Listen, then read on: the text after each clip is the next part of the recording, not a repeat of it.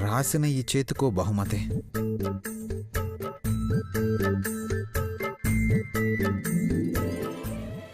ఆలోచించిన ఈ మెదడుకో బహుమతి.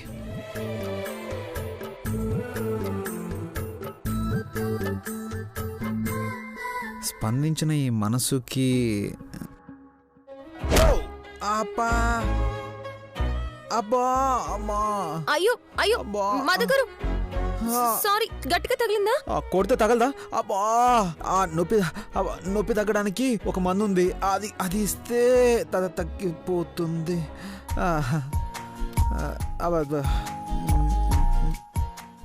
మధు! అత్తయ్య అత్తయ్య పిలుస్తున్నాను మధు గారు. పిలవడం కాదు, కోపంతో అరుస్తుంది. అయ్యయ్యో, చూద్దాం పద.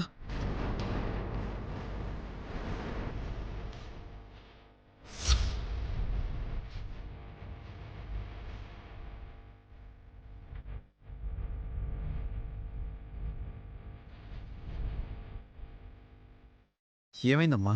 ఏం లేదురా, కొంతమంది మీద అరవలేం కదా, అందుకే నీ మీద అరిచాను.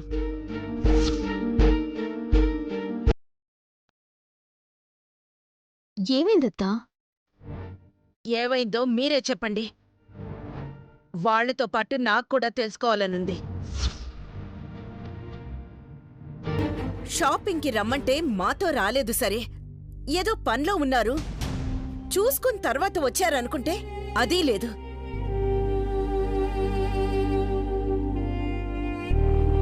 అత్తయ్య, ఏదో ఇంపార్టెంట్ పని ఉంటుంది అత్తయ్య, లేదంటే వచ్చేవారు కదా. ఇంపార్టెంట్ పనైతే చెప్పకుండా వెళ్ళాలా?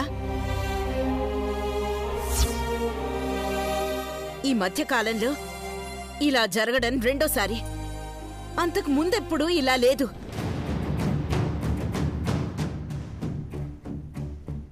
అసలు మాకెవరికీ తెలియని, చెప్పకూడని అంత ముఖ్యమైన పనిలో ఏమున్నాయి? ఏంటి పెద్దమ్మా, ఏదన్నా చెప్పేదైతే పెద్దనాన్న చెప్పేవాళ్ళు కదా. అదే నా బాధరా, చెప్పకూడనంత పనే ఉందని. పోనీ బిజినెస్లో ఏమన్నా టెన్షన్స్ ఉండి అవి మన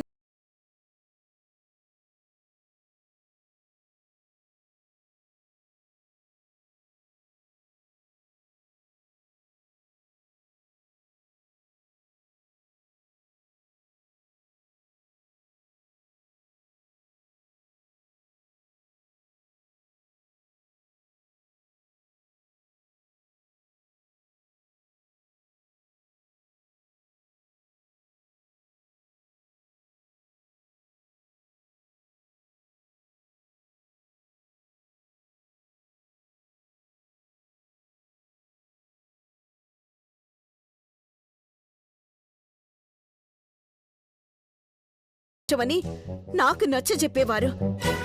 అలాంటిది ఇప్పుడు మీకు కుటుంబంతో గడపడానికి టైం లేకుండా పోతుంది.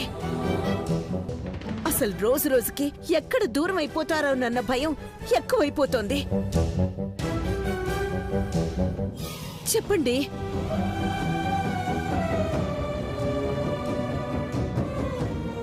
అత్త ఏదో ఒకరోజు నిలదీస్తుందనుకున్నాను, అనుకున్నట్టే జరుగుతోంది. అసలు ఇంత అడుగుతున్నా మావయ్య ఎందుకేమీ మాట్లాడడం లేదు?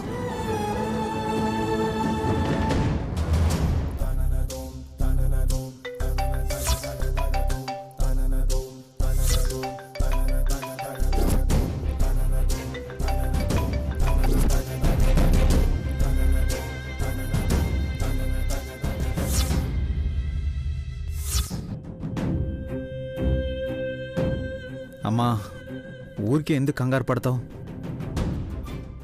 ఏదో బిజినెస్ టెన్షన్ అయి ఉంటుంది. తెలిస్తే నువ్వు ఎక్కడ టెన్షన్ పడతావో అని చెప్పట్లేదేమో. అమ్మ బాధను కూడా అర్థం చేసుకున్నానా? మీరొక్కరే ఎందుకు నాన్న టెన్షన్ పడ్డాం? నేను, మృదుల, గౌరవ్, మానసి ఇంతమంది ఉన్నాం కదా. అందరం చదువుకున్న వాళ్ళం.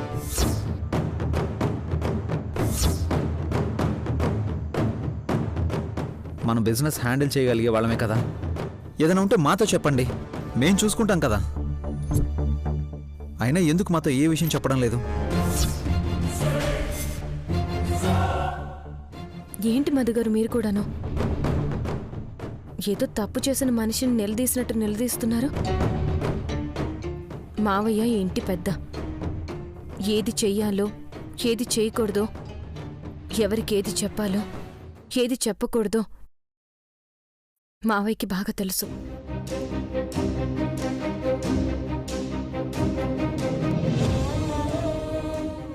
ఊరికే మీ ప్రశ్నలతో మావయ్యని బాధ పెట్టకండి. ఆయన బాధపడకూడదన్నదే నా బాధమ్మా. చూడండి, ఇన్నాళ్ళు ఈ బిజినెస్ హడావిడిలో పడి మీరొక చోట నేనొక చోట కాలం గడిచిపోయింది. ఇక చాలు, అందరం కలిసే ఉండాలి.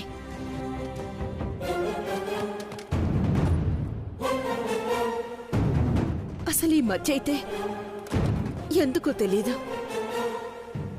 మీరు రావడం ఒక్క గంట ఆలస్యమైనా, మీరు ఫోన్ తీయకపోయినా ఏదో భయం.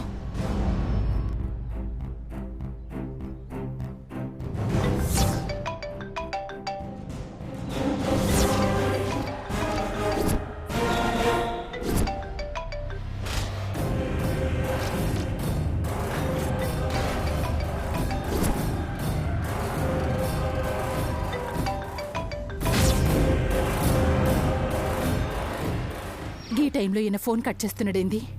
ఇంకేముంది, గా కొంపలోనే ఉండుంటాడు. మళ్ళా గాయన పెండ్లం పక్కనే ఉందేమో, గందుకే ఫోన్ లిఫ్ట్ చేస్తలేడేమో. ఈయన సంగతి గిట్ల కాదు.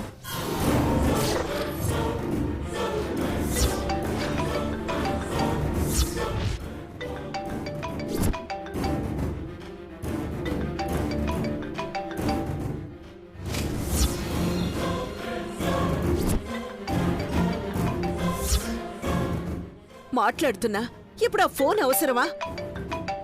పోనీ లిఫ్ట్ చేసి మాట్లాడుతున్నారా అంటే అది కూడా లేదు.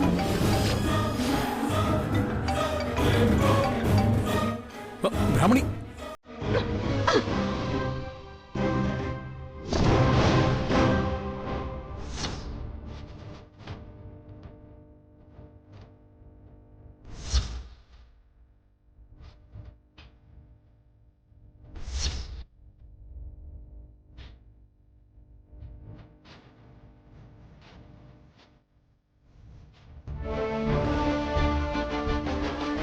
సారీ అండి. దీన్ని బట్టైనా అర్థం అవుతుందా నేనెంత టెన్షన్లో ఉన్నానో? I'm really sorry. నువ్వెందుకు సారీ చెప్పడం బ్రాహ్మణి? నా వల్లే నీకే టెన్షన్. నేనే సారీ చెప్పాలి బ్రాహ్మణి. ఫ్యామిలీని మించిన ఇబ్బంది ఉందని నేను తెలుసుకున్నాను, కానీ మీరు మాత్రం దూరం అవుతున్నారు.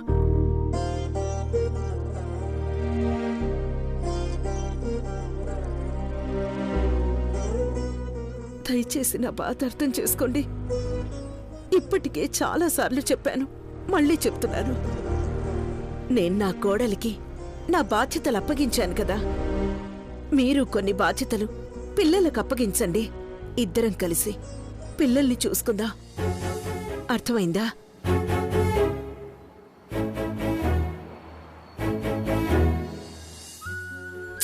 మ్యాటర్ సీరియస్ అవుతుంది, ఏదో ఒకటి చెయ్యి. పెద్దనాన్న ఒప్పుకున్నారు కదా పెద్దమ్మా, ఇంకేంటి?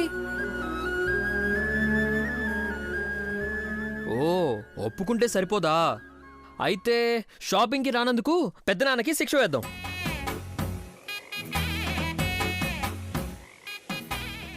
గౌరవ్, నువ్వు ఉండొదినా. పెద్దమ్మ కోపం పోవాలంటే తప్పు చేసిన వాళ్ళకి శిక్ష పడాల్సిందే. ఏం శిక్ష వేద్దాం?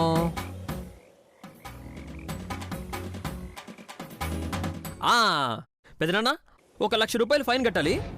ఆ డబ్బులతో నేను మాత్రమే షాపింగ్ చేయాలి. ఓవర్ యాక్షన్ ఎక్కువైతే ఇలాగే ఉంటుంది మరి. మృదుల, ఆకలేస్తుంది. నాన్న, ఫ్రెష్ అయ్యారండి, అందరం కలిసి భోంచేద్దాం. పదండి. రా మృదుల.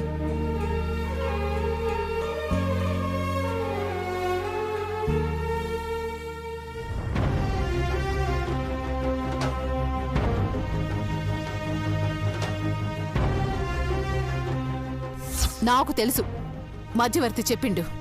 ₹1,00,00,000 క్యాషు, హైదరాబాద్లో ఉన్నీకి ఒక మంచి ఫ్లాటు. పెండ్లి నాటికి కావాలే.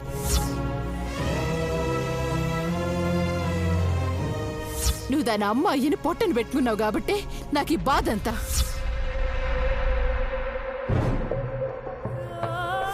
నాకు వాళ్ళ గురించి తెలవదు, కానీ నీకు నా గురించి ఎరికే కదా.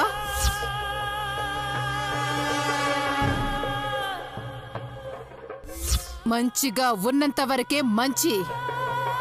తేడా వస్తే మడతెట్టి మట్టిలో కప్పెట్టేస్తా.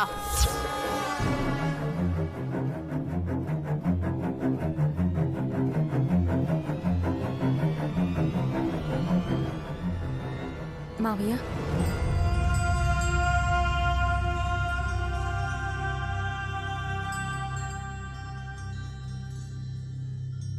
చెప్పమ్మా.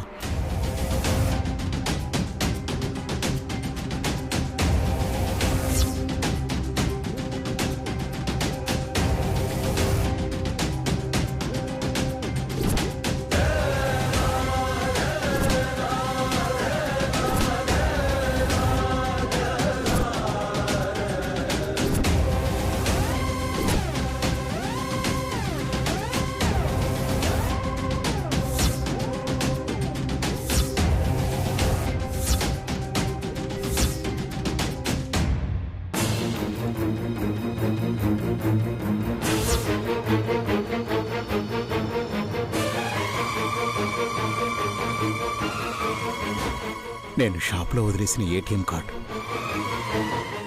మృదులకి దొరికిందంటే అక్కడ నన్ను కనకని చూసిందా?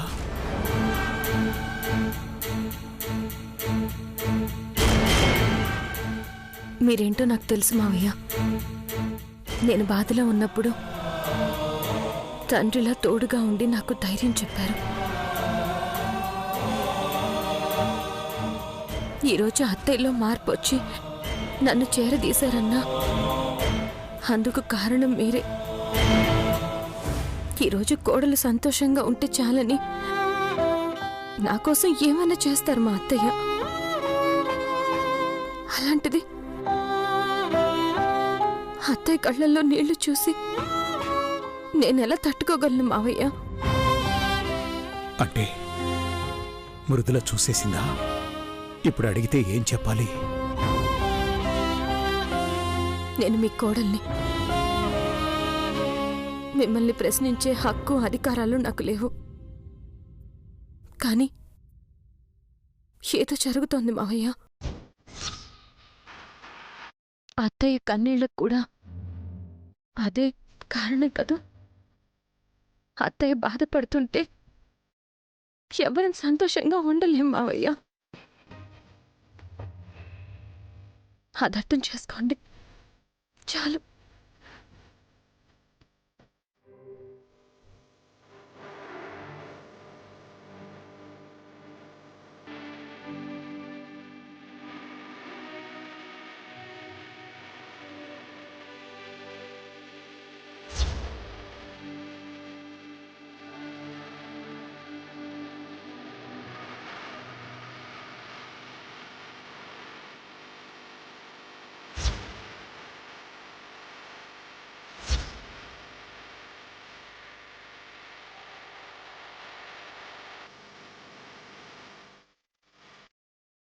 భగవంతుడా, జీవితంలో తెలియక చేసిన ఒక పొరపాటు ఇలా ఉచ్చులా బిగుసుకుంటుందని ఊహించలేదు.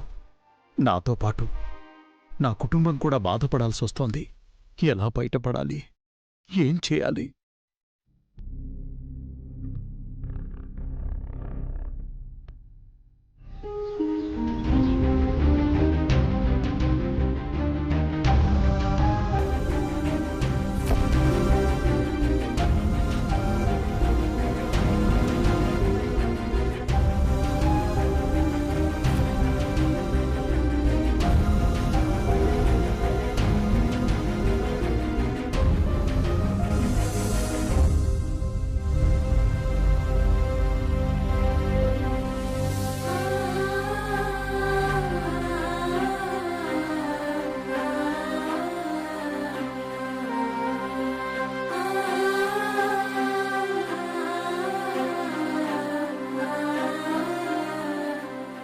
బ్రాహ్మణి,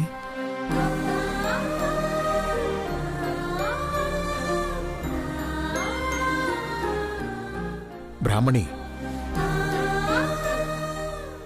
నిద్రపోతున్నావా?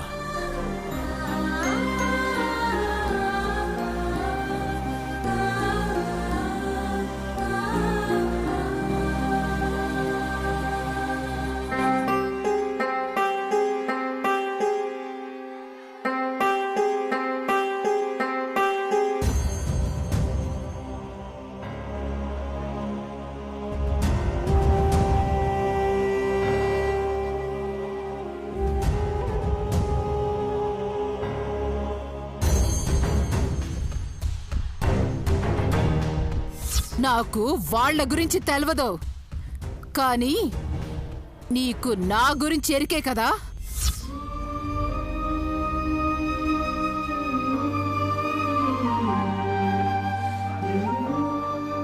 ఏం చేయాలి? ఈ సమస్యకి పరిష్కారం ఏంటి? ఇందాక మృదుల మాటలకు అర్థం ఏంటి? మృదులకి నిజం తెలిసిపోయిందా? రేపెప్పుడన్నా బ్రాహ్మణికి కూడా తెలిసిపోతే?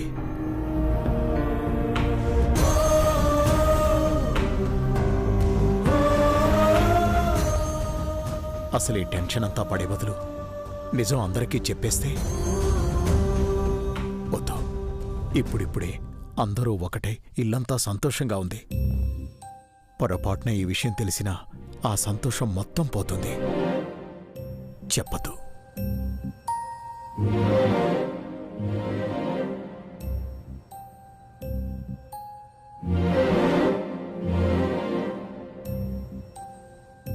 ఒకవేళ వాళ్లే ఎక్కడన్నా చూసి నిజం తెలుసుకుంటే తప్పు చేసిన వాళ్ళ తలదించుకుని నించోవలసి వస్తుంది. అప్పుడేం చెప్పినా ఎవ్వరూ నమ్మరు. నన్నొక దోషిలాగా చూస్తారు. కుటుంబంలో ఎప్పటికీ సంతోషం ఉండదు. అదేదో ముందే చెప్పేయడం మంచిది. బ్రాహ్మణికి నేనేంటో తెలుసు. చెప్తే తప్పకుండా అర్థం చేసుకుంటుంది. చెప్పేస్తాను.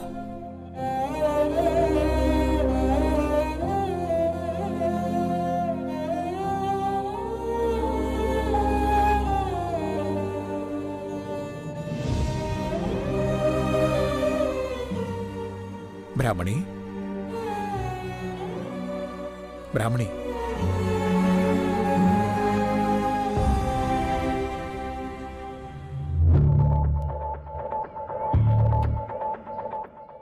చెప్పండి. బ్రాహ్మణి, అది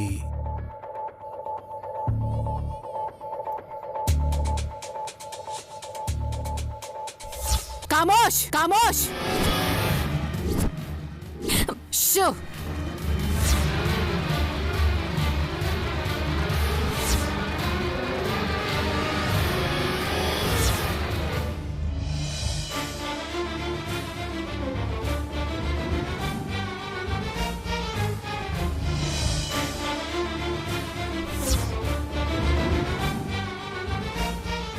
చెప్పండి. ఏదో చెప్పాలనుకున్నారు కదా. ఏం లేదు బ్రాహ్మణి, మిమ్మల్ని బాధ పెట్టినట్టున్నాను. చూడండి, ఎప్పుడన్నా అనుకోకుండా జరిగే కొన్ని పరిస్థితులకి బాధ కలగడం మామూలే. వాటికి సంజాయిషీ చెప్పాల్సిన అవసరం లేదు. అలాంటివి జరగకుండా చూసుకుంటే చాలు. అయినా ఏ రోజు నేను మిమ్మల్ని సంజాయిషీ అడగలేదండి. నేను నా కుటుంబాన్ని వదిలేసి ఎవ్వరూ లేరనుకున్నప్పుడు మీరు నాకు తోడుగా ఉన్నారు.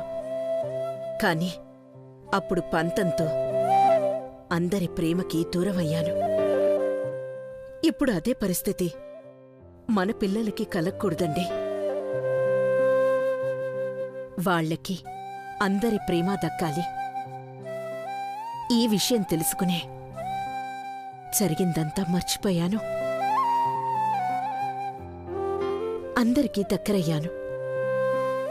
అదే సమయంలో మీరు దూరం అవుతున్నారే అన్న బాధ. అంతే. అర్థమైంది కదా? సరే, ఇంకా దాని గురించి ఆలోచిస్తూ మనసు పాడు చేసుకోవద్దు. ప్రశాంతంగా పడుకోండి.